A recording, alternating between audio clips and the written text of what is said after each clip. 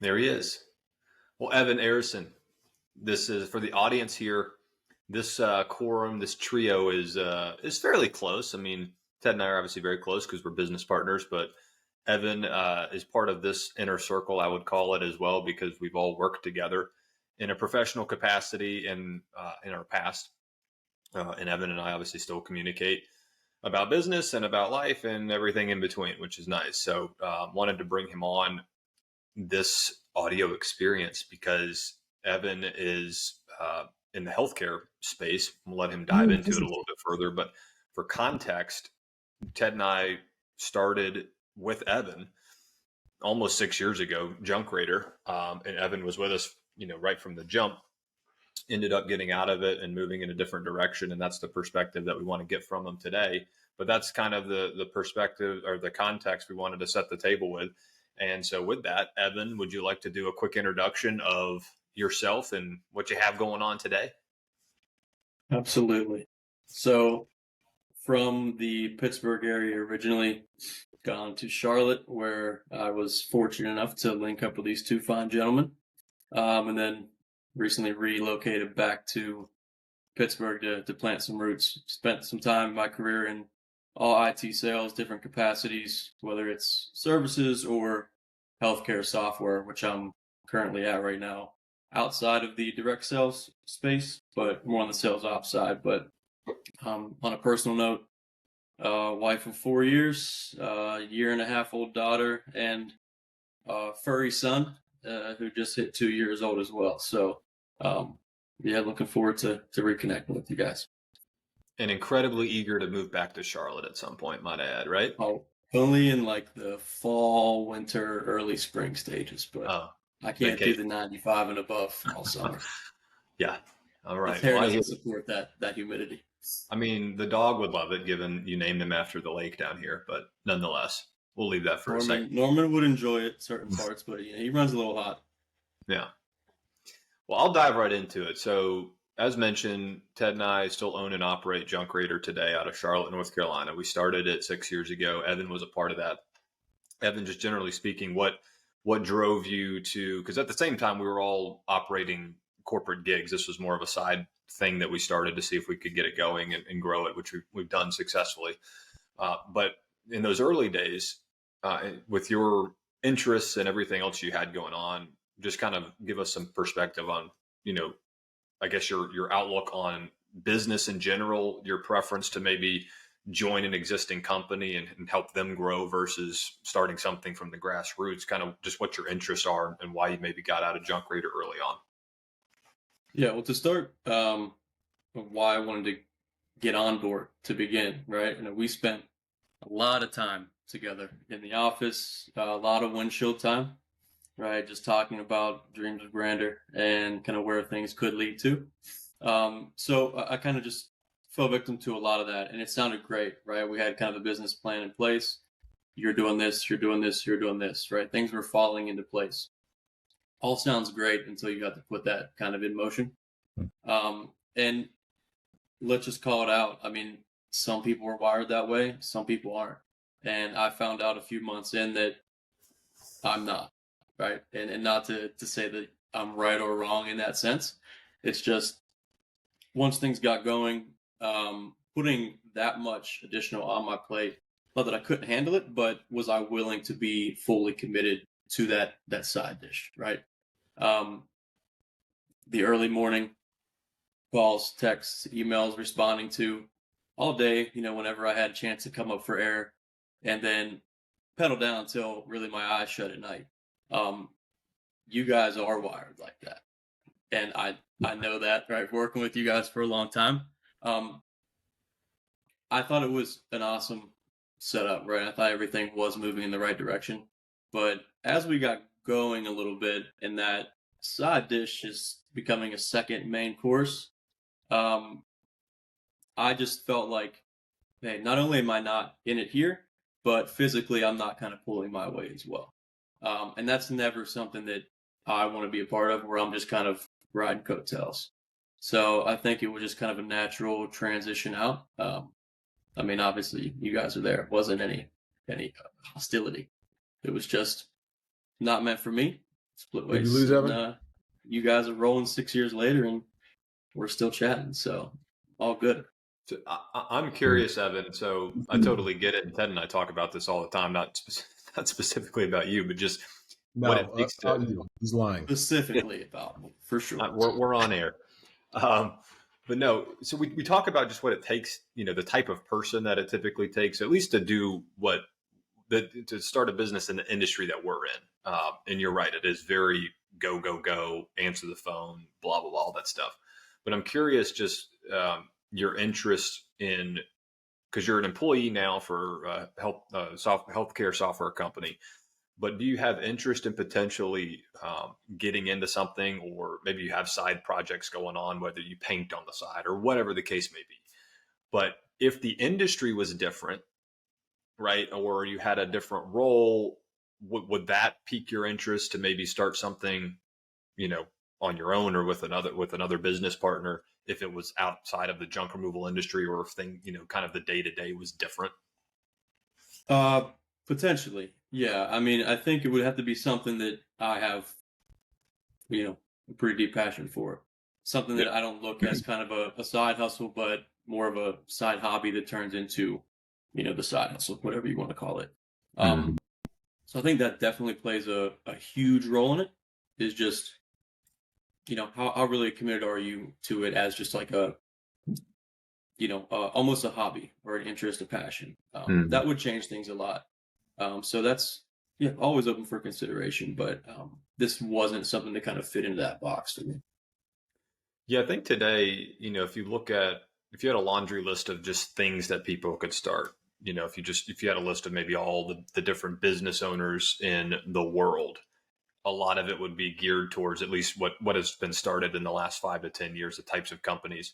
A lot of that would be geared towards more online type businesses. And so I feel like, because I hear about it all the time, but I feel like if you start a company like that, you kind of don't have to be in the position that Ted and I are in, which is victim to your customers whenever they need you. You better answer now, right? You obviously have customers. Like, I'm just thinking of like anything digital. So I forget what it was a couple of weeks ago. I heard about a guy that does I don't know, like 100 grand in revenue a month, but it's like he's not like, folks can submit contact forms to use his service, but he's not beholden to getting back to them in 5 minutes or even within 24 hours. Like, he can get back to them when he's available.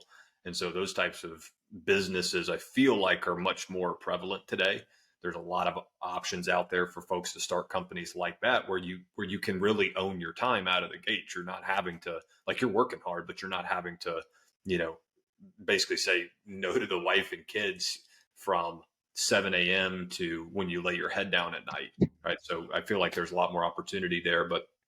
And Ted, feel free to jump in. I don't mean to steal all the thunder here, but just, I guess, Evan, from your angle now with what you do for work, what are some of the positives and negatives of being an employee at a company that you don't, own any sort of, you don't have any ownership in, right? What are the positives and negatives there for you?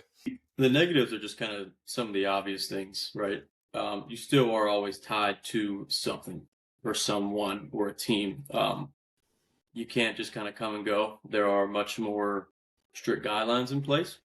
So you are kind of accountable for more than just your work at some times, right? You have to kind of abide by HR and all the fun things that kind of go along with that. There's a formal office setting. There are everything involved that is corporate, right? And I'm speaking kind of generally, not so much my position, but in a general corporate sense.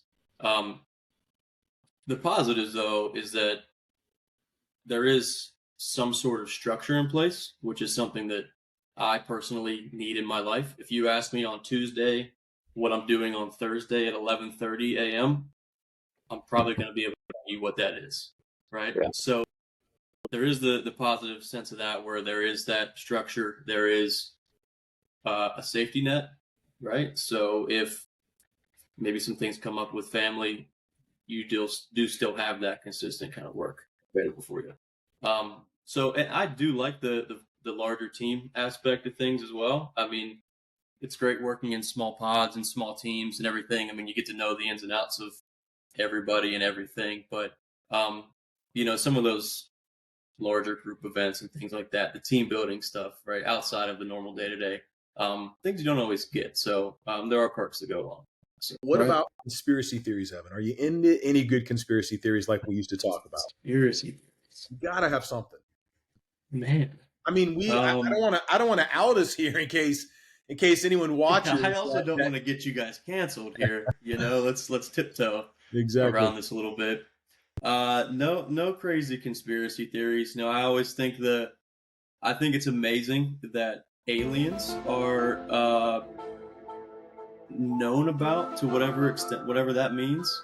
Yeah. And it's just kind of not being paid attention to, right? There's a lot of other things that are going on the day to day. It's like, I'd rather pay attention to this meme on Instagram than the fact that we found some aliens from 3,000 years ago. So I don't know if that aligns with the conspiracies, but So to be clear, are you saying you do believe in aliens, or you're skeptical of these green bluish things?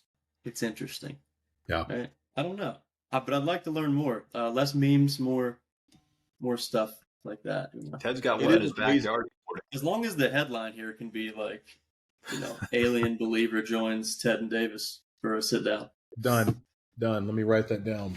We're considering just turning this entire audio experience into conspiracies only, and just opening that dialogue up. I need a little more preparation before we can dive deep. I need to cite some of my comments and stuff like that. So when we make the flip, let me know.